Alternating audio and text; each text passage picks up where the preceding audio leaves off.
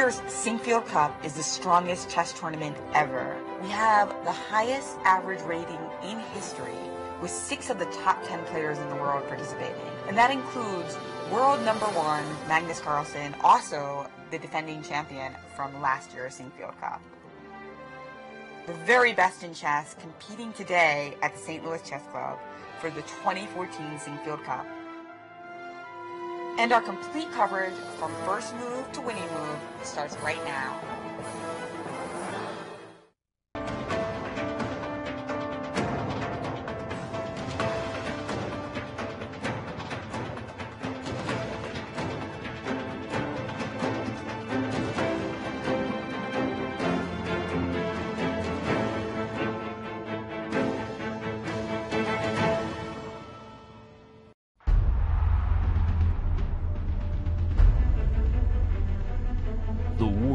Watching St. Louis. The best in the U.S. The best in the world. Only one will be king. The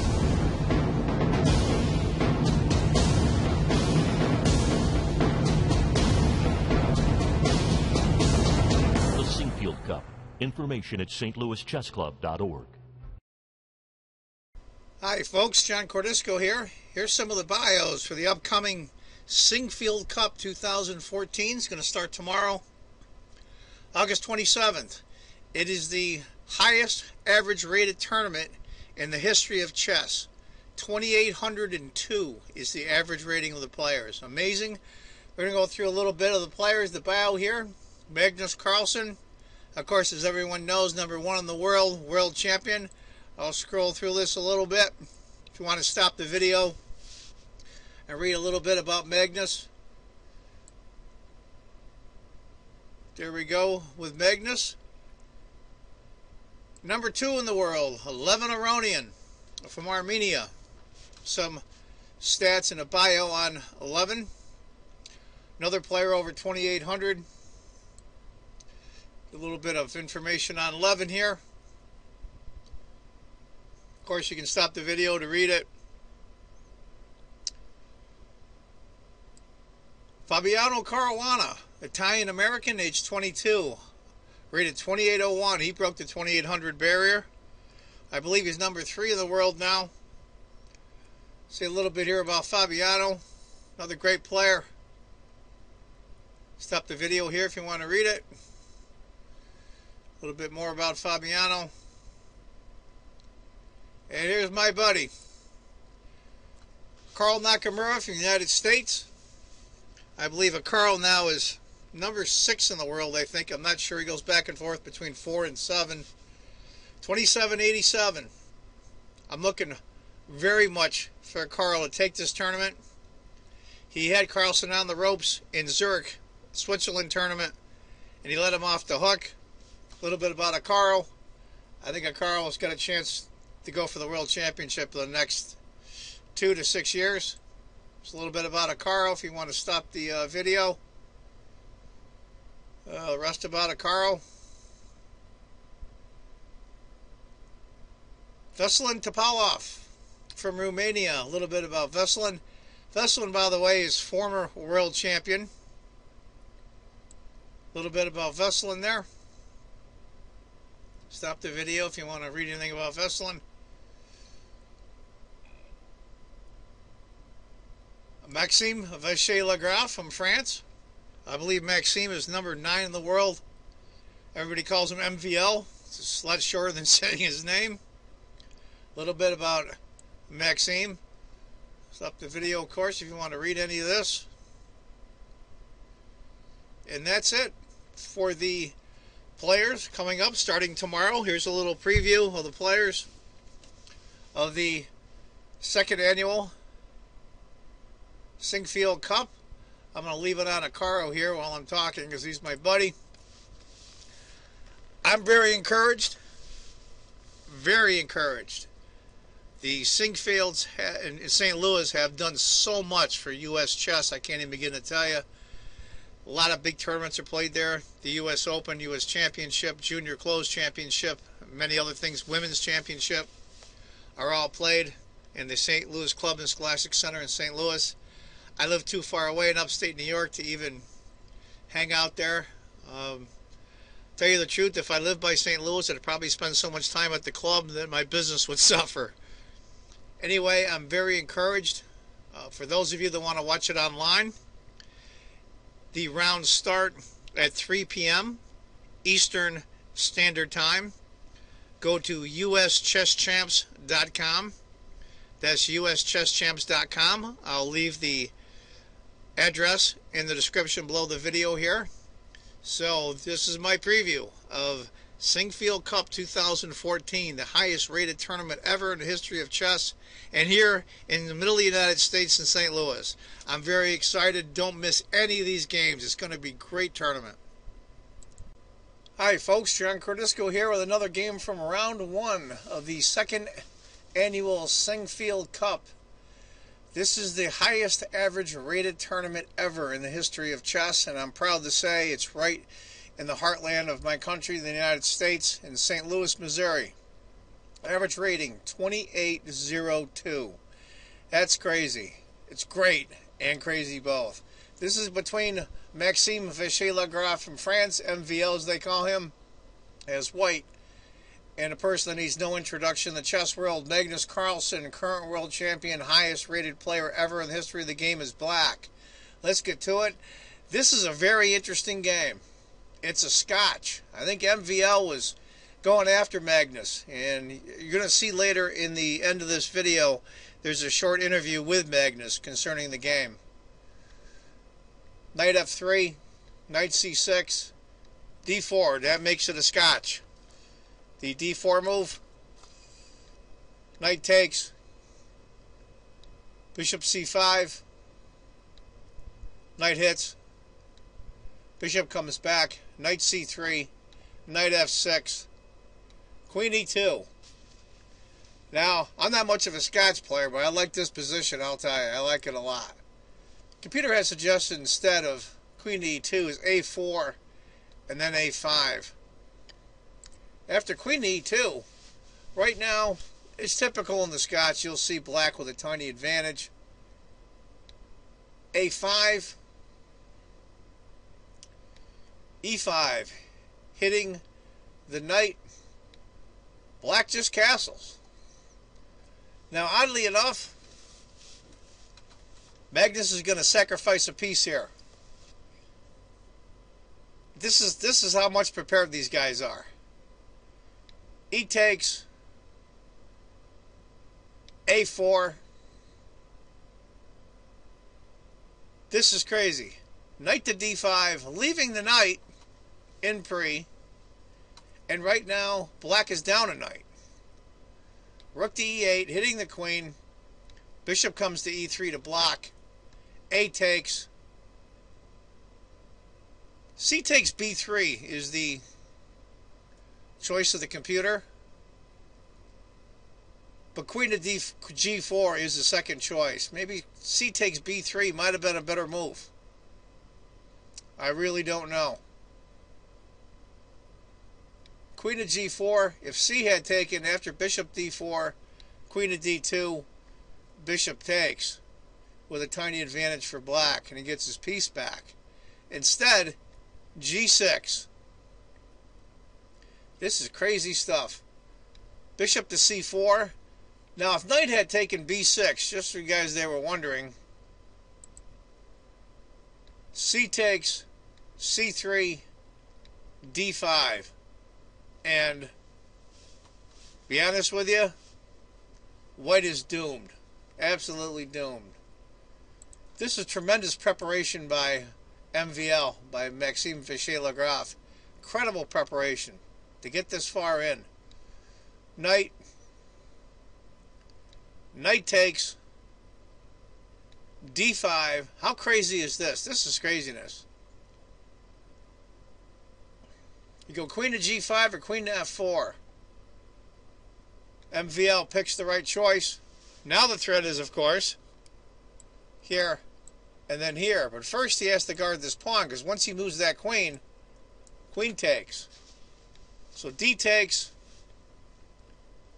And just as cool as can be, MVL just castles, which is the exact move to make. Pawn takes, and knight to d5. Now that queen can't take. If this queen takes, this queen comes to here, and there's no way that black can stop the mate. So that knight is not free. What to do, what to do? The only move he could do, rook to e6. Those of you that are wondering instead, I'll just show you here. Queen h6, queen takes g2, king takes, he's down to queen, the game is over. After rook to e6, which is a hell of a move there, now there are thoughts later down the road. The exchange sacrifice that picks up a pawn. We're going to have to see how this works out. Queen takes the pawn. The bishop takes, pawn takes. Now, this pawn can march down and help out with guarding the pawn on f6, which is a bone in Magnus Carlsen's throat here. What to do, what to do? You're black, what do you do? An incredible move. And also it's a computer move, which makes the game dead even, believe it or not. His craziest position is b5. Queen to c5. If the queen had taken that pawn, after c6, queen to c4, c takes, queen takes, rook takes, and black loses. Queen to c5. Now just picture this now. You're white, even though MVL is one of the top 9 players in the world. He's number 9 now, I think. Here's this pawn on c2, and this is the highest rated tournament ever in the history of chess. And there you are playing Carlsen. He's got a pawn the 7th rank. Definitely gets your attention. Bishop to b7. Knight checks. King to h8. Queen takes c2. If he had taken the pawn after bishop to a6, knight takes check, h takes, and of course, white loses. After queen takes c2, this is where you think outside the box. What to do, what to do. Your queen's kind of stuck there. Your rook on a8 is not in play, so you bring him to a6. Perfect. Reinforces this rook, and also threatens to either come here or here. Beautiful move. Beautiful move. Rook a to c1. And this is where he decided to exchange. Rook takes, c takes. Now Magnus is down a pawn, but he's got a slight advantage. And this is where it starts getting tricky. Right now, queen to d3 is the move that's suggested by the computer. And Magnus at this point was extremely low on time. Extremely low, which is very unlike him. He decided to go the safe route and go queen to d2. If he had gone to d3 instead, which they suggested him in the interview that's the end of this video, queen, rook, and he would have had a tiny advantage. It wasn't much difference. Queen to b8, and this is where I think Maxime sees the perpetual in a 0.00 on the computer. King to g7, check, king. This is a really, really tough perpetual because it's really easy to screw up. Rook checks, g5, rook takes check. Now imagine you have to sort this out. You have to sort this out. King takes, queen to g7, rook, and he had this all figured out. That's why these guys are playing in this tournament, and we're not. Pawn blocks, h4, king to h5, queen takes. Now this sequence towards the end, go through it and stop the video and try to do it on a board, and then try to figure out where you can screw up. We'll go through the rest here. King to h6, queen checks, king to h5, check, king, check, king, check.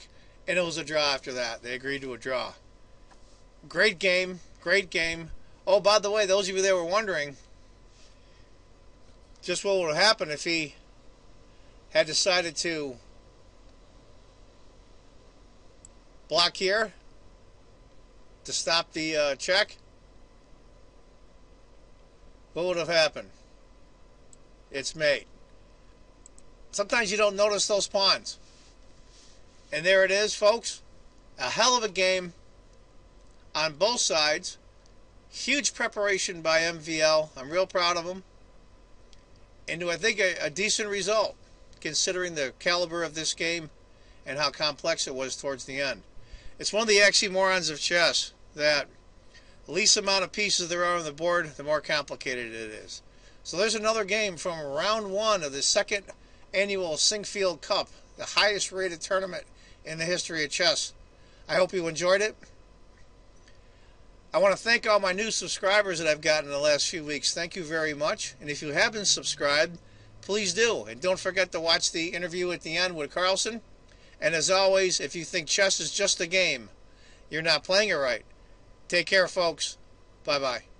With the world champion Magnus Carlsen, the last time we saw you, Magnus, you were not world champion. It was a year ago when you won the title, when you won the Sinquefield Cup title. Then you collected the world champion title, and you're here to defend your title once again. What does it feel like being back in St. Louis? It's good to be back. Good to be playing such a strong tournament, and to see the same people here again. We love having you. This first round was crazy. We thought we'd get off to a nice slow start, and all of a sudden this guy was hunting you down from the beginning. What were you thinking when he wheeled out the scotch and was just going straight for your king? Well, I was scared, but I thought this line was supposed to be okay for me, but I didn't check it before the game, and then, well, at some point I just had to use my brains and see what I could do.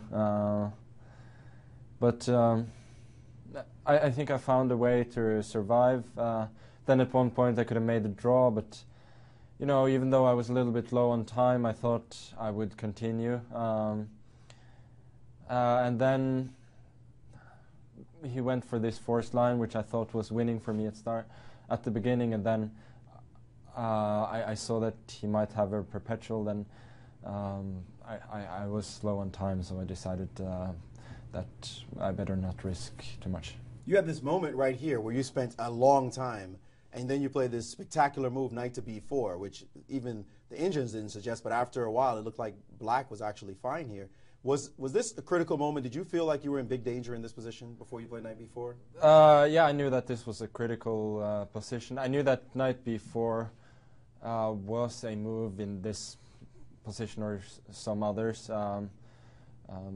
It's strange to call such a move thematic, but to some extent it might be. I was just trying to find a way not to lose immediately, and I felt that if I don't lose immediately in this position, I have some trumps. He seemed incredibly confident in the opening. That's one of his trumps, as you call it, the opening preparation. That must have had some impact too. His body language, it seemed like he knew it all. Yeah, but it turned out when I played knight b4 that he hadn't analyzed it deeply, Right. deeply enough. I was quite relieved when he started thinking